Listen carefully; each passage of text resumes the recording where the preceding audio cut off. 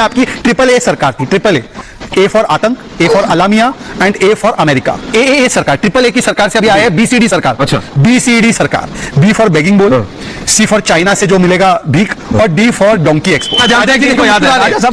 देखिए मुस्कुरा रहे हैं, जैसे नाम में राजा है, वैसे तो फकीर है। बता रहा हूं, फकीर है सिस्टम। लेकिन आबादी हमारी बढ़ गई। अब किसी ने अगर 22 करोड़ बोला ना, तो मैंने ये चक्कर रखा हुआ नीचे। अब 22 करोड़ नहीं है, मैंने पहले बता दिया, मैंने रखा हुआ चित्र नीचे। अब 23 करोड़ से ऊपर चले गए, ठीक है।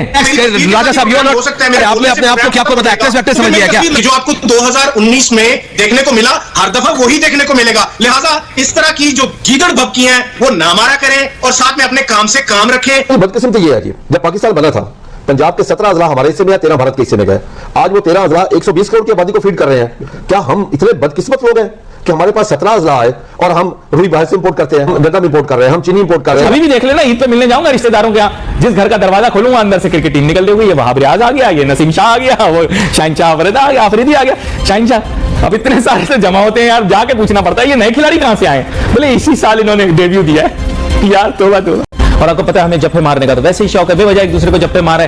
पाकिस्तान की मईशत ठीक हो गया, हमने करम कम कर दिया करंट अकाउंट। नमस्कार दोस्तों, स्वागत है आपका आपके चैनल EFC to Z में। दोस्तों, भारत की तरक्की से जलने वाले मुल्क पाकिस्तान की तो जैसे हर दिन आए दिन कोई ना कोई बेइज्जती कर ही देता है। और अभी हाल ही में बेइज्जती उसकी हुई है उसके बाप सऊदी अरब के द्वारा। जी हाँ, सऊदी अरब ने पाकिस्तान के प्रधानमंत्री की सऊदी अरब में होने वाली विजिट को कैंसिल कर दिया है। उन्होंने कह दिया कि तुम्हारी औकात नहीं है हमारे देश में आने की, क्योंकि तुम भिखारी हो, भीख मांगने नहीं आओगे। इस तरह पाकिस्तान की एक बार फिर से इंटरनेशनल बेइज्जती हो गई है और पाकिस्तानी मीडिया रो रो कर बुरा हाल कर रही है।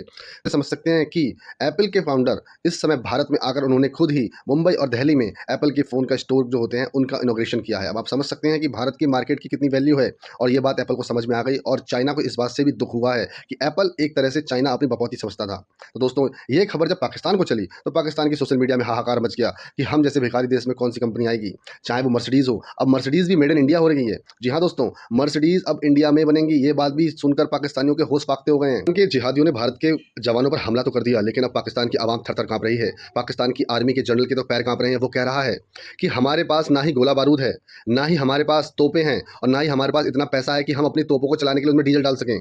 तोपों की नालों में जंग लग गई है, हमारे पास एयरक्राफ्ट उड़ाने तक की टेक्निक नहीं बची है। भारत से हम लड़ने की तो सोच ही नहीं सकते, इसलिए हमें भारत से सुलह कर लेनी चाहिए। इस खबर के बाहर आने के बाद पाकिस्तानी अवाम थर थर काँप रही है कि नरेंद्र मोदी कब टेढ़ी आंख करेंगे और पाकिस्तान को इस दुनिया के नक्शे से मिटा देंगे। दोस्तों, आप देखिए ये रिपोर्ट और जानिए कि कैसे पाकिस्तान एक जहालत भरा मुल्क है। तो पता लग गया हमारी औकात क्या है। सबसे बड़ी खबर यह है कि हमारे प्राइम मिनिस्टर का visit of Saudi Arabia cancel हो गया है। और प्राइम मिनिस्टर का सऊदी अरेबिया का ये विजिट इस वजह से कैंसिल किया गया है क्योंकि दौरा सऊदी अरब इसलिए मंसूख किया गया है क्योंकि सऊदी प्रिंस मोहम्मद बिन सलमान ने शहबाज शरीफ से मिलने से इनकार कर दिया है। वो हालत की है इस मुल्क की, वो हालत की है कि आज हमें कोई भीख भी नहीं देता। इंडिया ने मर्सिडीज बनाना शुरू कर दिया है। मर्सिडीज जो कि जर्मन ब्रांड है, वो इंडिया में बन रहा है, जो कि 850 से 950 किलोमीटर तक जाती है। IMF ने नई शराइत रख दी हैं। Don't you think it is a perfect recipe for disaster? Pakistan का बाकी सिस्टम थम कर रह गया, रुक कर रह गया। पाकिस्तान की मईशत बिल्कुल ही डाउन द ड्रेन जाती चली जा रही है। कि पाकिस्तान को जो बाहर से पैसों की जरूरत है, एप्पल खोलते ही नहीं है। वो कहते हैं इन भूख नंगों को मैं क्या एप्पल बेचूं। एप्पल से मुराद वो खाने वाला एप्पल नहीं होता। एप्पल कंपनी की बात करूं जिनका आईफोन होता है, आईफोन और आईपैड वगैरह होते हैं। वो कहते हैं मैं इन भूखों नंगों को मैं क्या बेचूं। कुछ क्या करें भाई, पूरी दुनिया में ऐसा नहीं होता, लेकिन हमारे मुल्क में इसलिए ऐसा होता है कि यहाँ की पॉलिटिक्स में अगले चंद घंटों में दमादम मस्त कलंदर कैसा हो जाए ये किसी को कुछ नहीं पता। ये है इंडिया। हमें सिर्फ और सिर्फ जो है वो मिली नगमे तराने। हमारा क्या होगा जनाब, 6 सितंबर आएगी, 23 मार्च आएगी, 14 अगस्त आएगी, हम नया तराना रिलीज कर देंगे। वो लोग क्या करते हैं, वो नया रॉकेट लॉन्च करते हैं। अमेरिकन फार्मेसी में चले जाएं, आप जो दवाई खरीदेंगे अमेरिका के अंदर वो मेड इन इंडिया।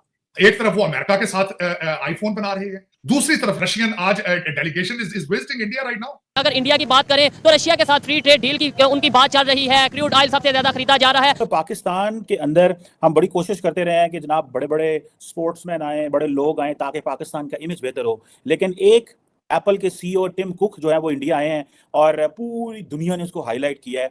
हम नहीं मानते सुप्रीम कोर्ट के फैसले को हम नहीं मानते। भारत देखें कि how smart they are, they bought the petrol, they bought the oil from Russia, refine करके आगे बेच के पैसे बना रहे हैं। हमें 30 जून 2024 तक कम से कम 27 अरब डॉलर के बैरूनी कर्जे वापस करने हैं।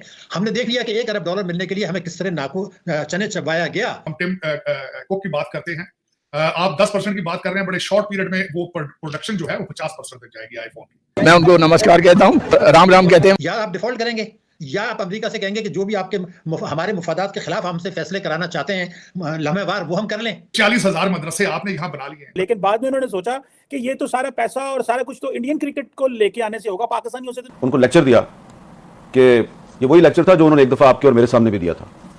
याद है ना क्या लेक्चर था?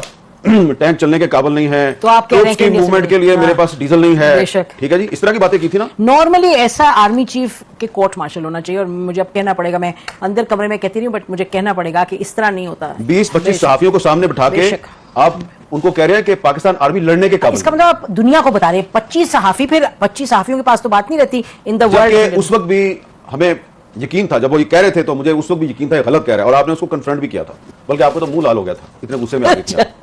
ठीक है, ये जीएचक्यू वाली बात है, मुझे याद है एडिटोरियम नहीं, एडिटोरियम की बात, एडिटोरियम जहां पे वो कोर कमांडर्स कॉन्फ्रेंस होती है, वहां बैठ के आर्मी चीफ हमें एक कहानी सुना रहा है कि जी फौज इंडिया से लड़ने के काबिल नहीं, लिहाजा हम सुलह कर लें। हमने कहा था आपने अजीत डोवाल के साथ इनको क्यों भेजा था जनरल फैज को बात करने, याद है जी। कि वो अच्छा, अब उसमें जो हमारा फॉरेन ऑफिस था उसको इन्होंने वही लेक्चर दिया जो उन्होंने आपको और मुझे दिया था।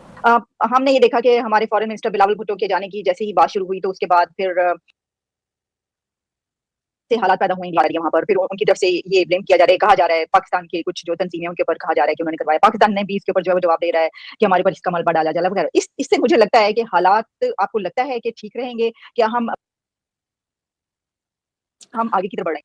मेरे ख्याल में जो मैं हमेशा समझता हूं इसमें आलिया, जो मेरी नजर में कि जो देखें इसकी टाइमिंग बड़ी सेंसिटिव थी। टाइमिंग सेंसिटिव इस हवाले से थी कि बिलावल भुट्टो साहब ने जाना था भारत और ये वाकया हुआ। इसमें यह जरूर मैं कहूंगा कि कोई तीसरी ऐसी कुव्वत इसमें मौजूद है जो चाहती है कि पाकिस्तान और भारत के रिलेशनशिप ठीक ना हो। अब उसमें मैं समझता हूं, मैं बिल्कुल वाच करता था भारत से जो आवाजें आ रही हैं कि जिसने इसकी हमले की रिस्पॉन्सिबिलिटी एक्सेप्ट की और उसको जिस तरीके से वो एक पाकिस्तानी ऑर्गेनाइजेशन के साथ अटैच किया जा रहा है, मेरे ख्याल में इस वक्त जो सख्त अशद जरूरत है कि पाकिस्तान की तरफ से इस केस को खोला जाए, इंटेलिजेंस को यूज किया जाए, एजेंसियां इसकी गहराई पे जाए।